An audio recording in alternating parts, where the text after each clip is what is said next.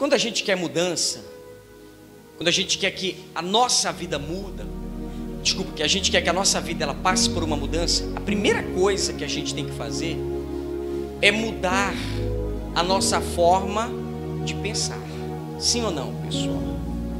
Tem um versículo na Bíblia que eu gosto muito, Provérbios capítulo 16, verso 1. A Bíblia diz assim, ó: o homem pode até fazer planos, mas a resposta dos lábios vem do Senhor. Se você consegue viver uma vida com Deus, eu não tenho dúvidas que Deus cria situações para te tirar da crise. Deus cria situações para livrar você da dor e do sofrimento. Mas Ele só pode fazer isso quando eu tenho a sensibilidade de ouvir a sua voz. E nem todo mundo que está na igreja significa que está ouvindo a voz de Deus. Em 1 Samuel capítulo 3, a partir do verso 1, Samuel era um jovem profeta, e um dia Deus desceu até o sacerdote Eli e chamou 3 vezes Samuel. Samuel, Samuel. Samuel acordou. Você mexeu alguma coisa que agora deu um eco aqui. Samuel, Samuel. E aí o profeta vai até Eli e diz: Eli, você está me chamando? Ele disse: não, não estou te chamando. Ele volta, deita para dormir, e ele ouve a segunda voz: Samuel, Samuel. Ele levanta, vai até. Na terceira vez, ele disse: quando você ouvir a voz, você vai dizer: eis-me aqui, Senhor. Porque Eli era um sacerdote, era um sacerdote experiente. Então ele sabia e reconhecia a voz de Deus. E quando Samuel ouviu pela terceira vez: Samuel, Samuel, ele vai até, em um determinado lugar do templo, ele diz: eis-me aqui, Senhor. E daquele dia, Samuel aprendeu a identificar e a reconhecer a voz do Senhor. Amém, pessoal? Sim ou não? Significa que às vezes, eu mesmo estando na igreja, Deus tenta falar comigo, Deus tenta me alertar sobre algo, Deus tenta me livrar de uma dor e de um sofrimento, mas por eu não estar sensível à voz do Espírito Santo, eu acabo caindo no calabouço. Presta atenção. E havia fome na terra, além da primeira fome que foi nos dias de Abraão. Por isso foi Isaque a Abimeleque, rei dos filisteus, em Gerar. Olhe para mim, volta. Diante da fome, Isaque, ele tinha sua esposa, sua família, e ele estava numa terra em que havia uma grande crise instalada. Então é claro que quando você passa por uma crise, a crise aqui representa os problemas, representa as dificuldades, as tempestades, os obstáculos que eu enfrento na vida. Diante de uma situação como essa, cada pessoa, ela vai ter uma forma de reagir, sim ou não? Tem gente que nem reagir vai. Tem gente que quando ela se dá diante de uma crise, a reação dela é pedir para morrer. Tem gente que a reação dela diante de uma crise é se trancar no quarto, não querer falar com ninguém. Tem gente que a situação dela, a reação dela, diante de uma crise é paralisar, ou seja, desmoronar. A pessoa, ela se entrega completamente ao problema, ao ponto que ela não tem forças para reagir diante da dificuldade, sim ou não? E o último caso são as pessoas que tentam reagir, mas elas tentam reagir sem nenhuma direção.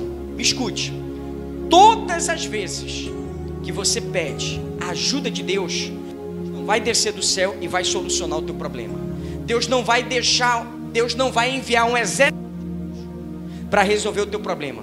Todas as vezes, que seja na madrugada, que geralmente é onde a gente está mais solitário, sentindo dor, sem conseguir dormir, é quando a gente lembra de pedir a ajuda de Deus. Significa que quando eu peço a ajuda de Deus, a única coisa que Deus vai me dar chama-se uma direção. Sabia disso? Presta atenção. A crise estava instalada. Isaque pegou a família e ele já havia colocado no coração o o que ele tinha que fazer. Vai para o 2. E apareceu-lhe o Senhor e disse: não desça ao Egito, habita na terra que eu te disser. Dentro do coração de Isaac, a forma de sair da crise era partir para onde? Ele estava em Harã. E a forma de sair da crise era ir para um lugar chamado o quê? Egito. Sim ou não? Quando você tenta vencer o problema através dos seus métodos, sem a direção de Deus, geralmente você agora, além de ter um problema, você vai ter um outro problema. Quantas pessoas não estavam endividadas, correram para os agiotas, e daqui a pouco o problema que era desse tamanho estava como? Sim ou não? Amém? Porque você não conseguiu identificar a direção de Deus para a sua vida. Se você aprender a fazer isso a partir de agora, eu te dou a minha palavra de que Deus muda o teu destino. Eu estou falando de destino. Eu estou falando do que vai acontecer daqui para frente. Vai depender se você está ou não disposto a viver as experiências da fé. Sabe por quê? Porque o fato de eu ter fé não significa que eu sou obediente a Deus.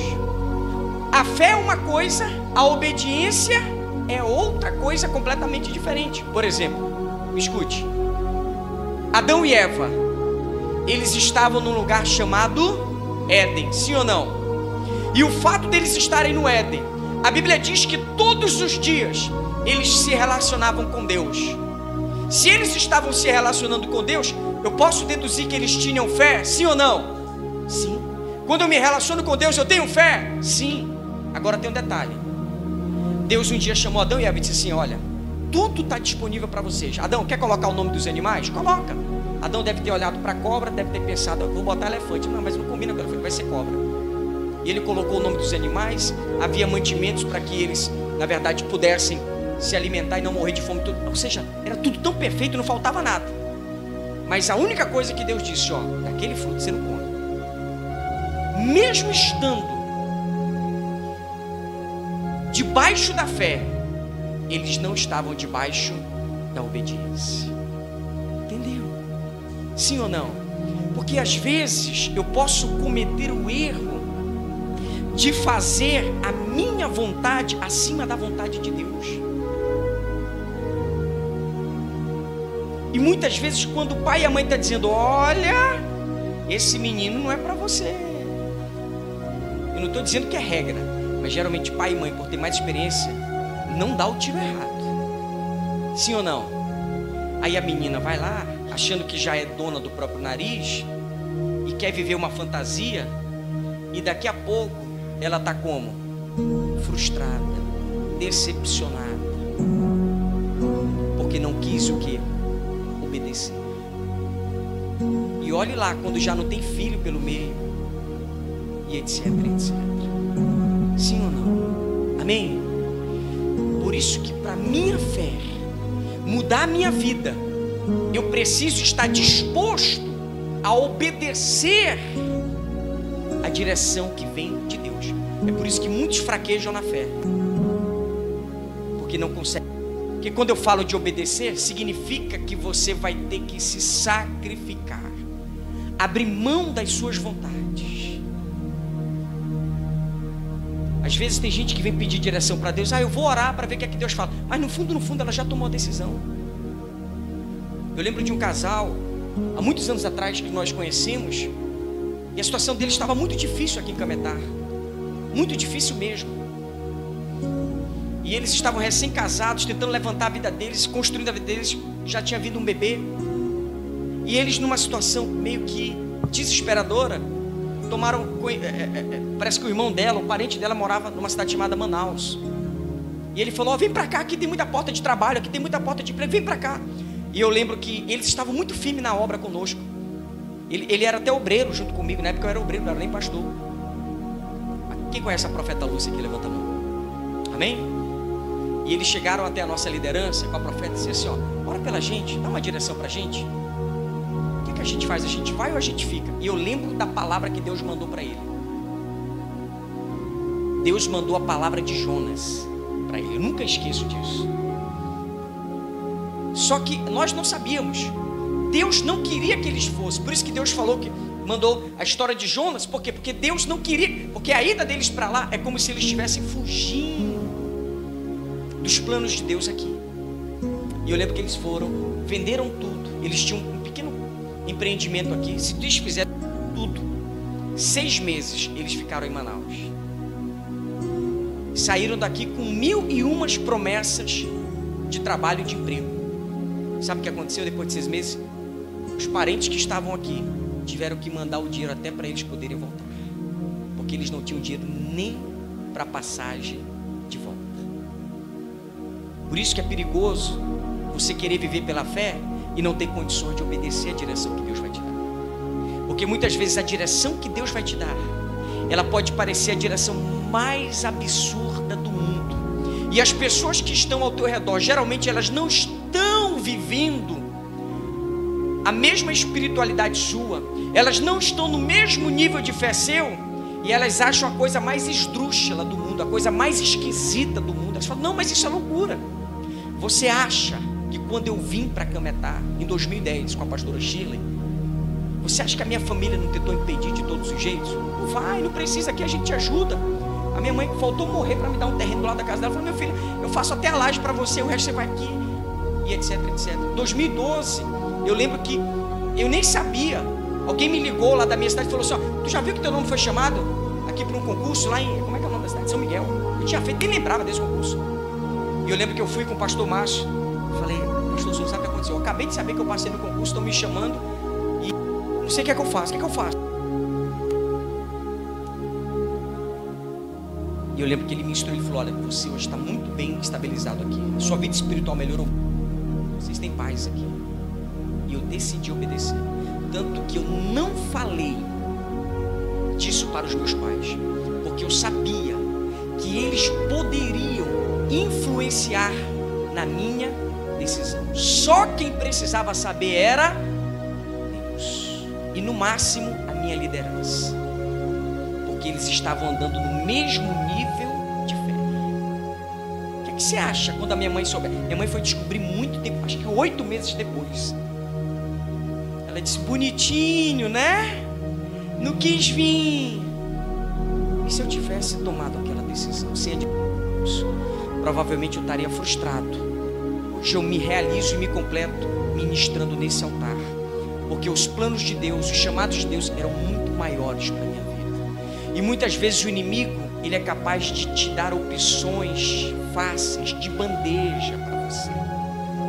A Bíblia diz em Mateus capítulo 4 que Jesus, depois de 40 dias, que foi que o diabo veio e falou, olha, você é o filho de Deus, transforma essa pedra em pão. A coisa mais fácil do mundo de se resolver, sim ou não? Muito cuidado com tudo que é muito fácil, com as facilidades, porque as facilidades, elas não trabalham geralmente pelos métodos da fé. Amém? Sim ou não? A gente tem que vencer a crise, sim ou não? Quando o Senhor apareceu a Isaac, já me dá um sinal de que Isaac estava o quê? Espiritual, porque às vezes Deus pode falar com você através de um sonho. Eu lembro de você, você teve um sonho, você fez uma campanha aqui comigo, você tinha que tomar uma decisão que envolvia o seu destino, era ou não era? Você estava naquela, meu Deus, o que é que eu vou fazer? Porque se você tomasse a decisão errada, e você ficou ali balançado, foi ou não foi? Você fez uma campanha aqui comigo, você teve um sonho, no sonho Deus falou com você, foi a frase que Deus usou quando você, no sonho, você estava dentro de uma várzea, não foi isso? Dentro de uma ilha, não foi? Correndo atrás de um bandido, todos sujos de lama, e você sabe a voz que você ouviu naquele dia, dentro daquele sonho, você chegou comigo e falou, pastor, eu tinha pedido para você jejuar, eu tinha pedido para você orar, porque Deus ia te mostrar, Deus ia te dar um sinal, foi ou não foi? Hoje você sabe que você tomou uma decisão que mudou o teu destino, mas foi uma decisão dirigida pelo Espírito. Porque quando o Espírito te dá a direção, significa que você vai ser livre da crise. Eu lembrei da história dele, porque quando Gideão estava indo para a guerra com 300 homens contra os midianitas, era suicídio. Ele estava com 300 homens, o exército contrário era mais de 100 mil. Gideão, naquela noite, qualquer um de nós estaria com medo. Como é que você vai matar 450 homens sozinho? Porque cada soldado de Gideão teria que matar em média isso. Ninguém tem forças para isso. Então é normal você estar inseguro.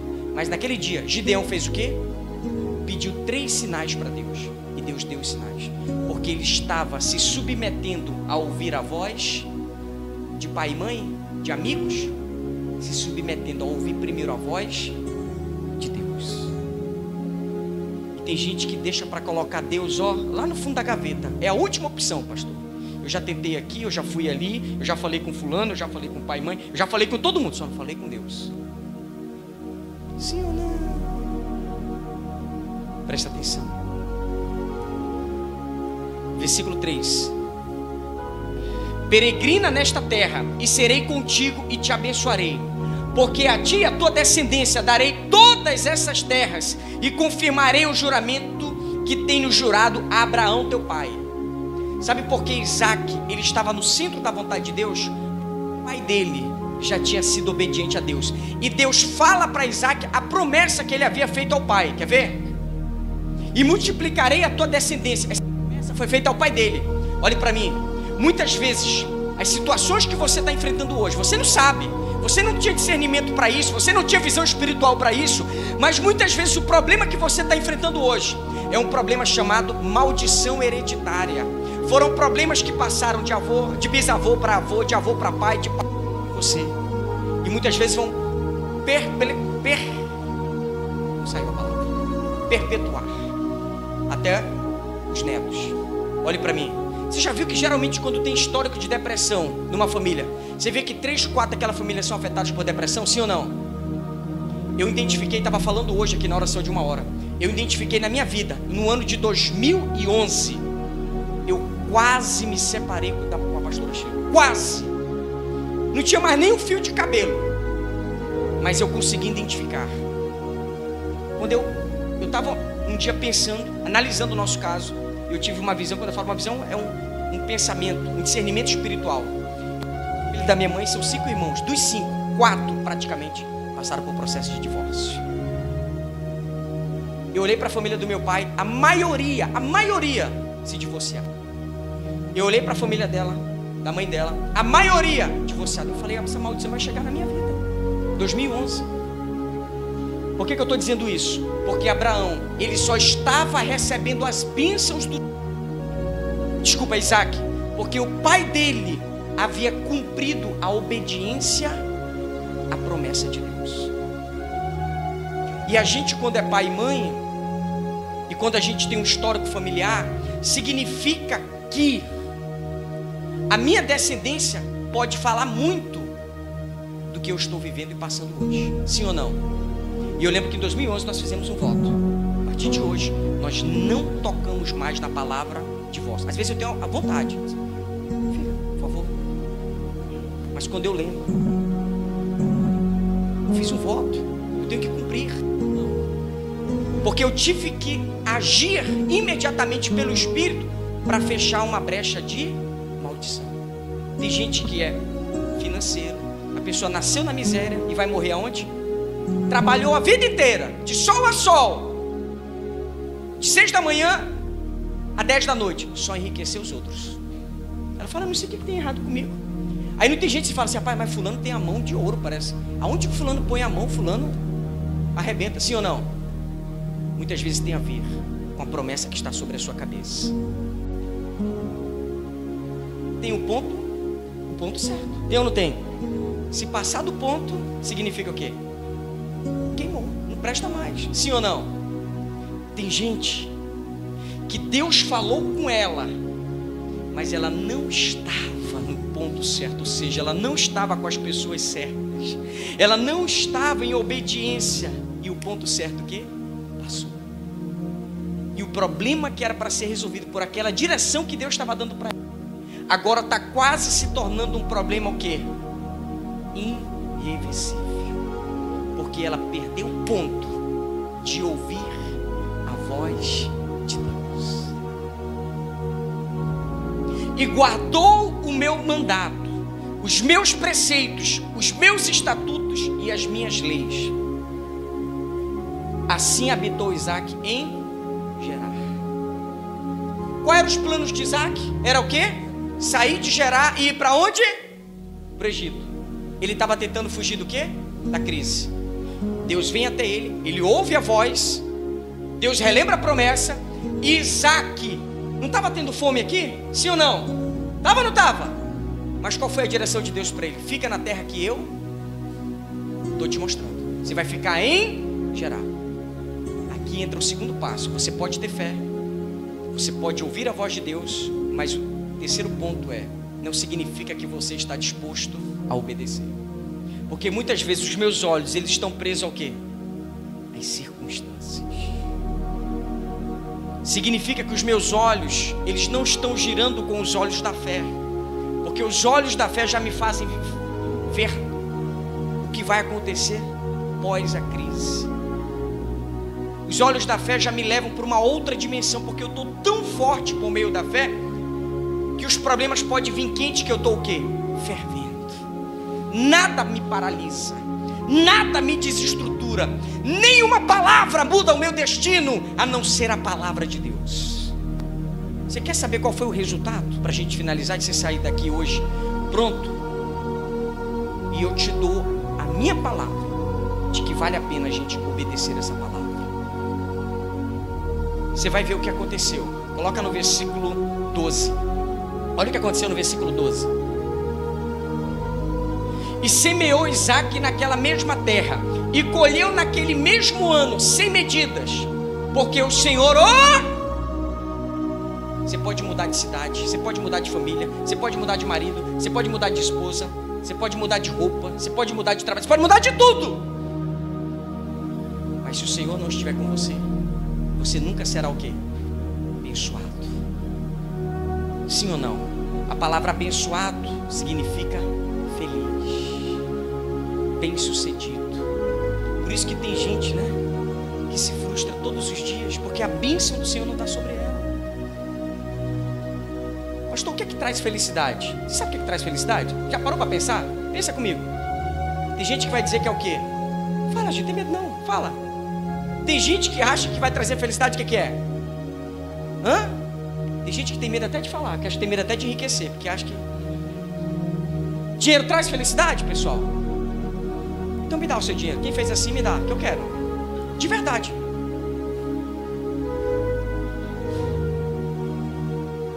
Dinheiro traz o quê? Facilidades. Dinheiro não traz felicidade. É bom, mas dinheiro não traz felicidade. Ele vai trazer o quê? Facilidades. Aí você pergunta, pastor, então o que é que traz felicidade? Pensa, o que é que traz felicidade? Já se perguntou? Sabe o que é? Relacionamentos.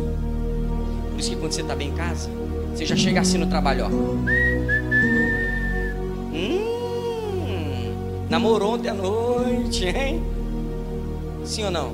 Agora quando você está vivendo o inferno em casa, você já chega assim no trabalho. Dormiu mal, discutiu a noite inteira, todo mundo vê que você está com a cara, está vivendo o pior. Sim ou não? Porque o que traz felicidade é o quê? Relacionamento. O que adianta você ganhar R$1 milhão e viver sozinho numa ilha deserta? Vai ter graça? Não vai ter graça, não vai nem poder mostrar que você tem com teus vizinhos. Beijinho no ombro, não é? Não vai ter nem graça.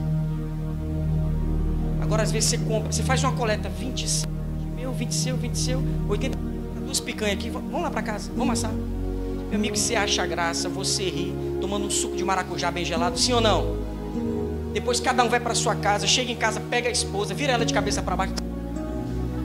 No outro dia você está o quê? Zerado.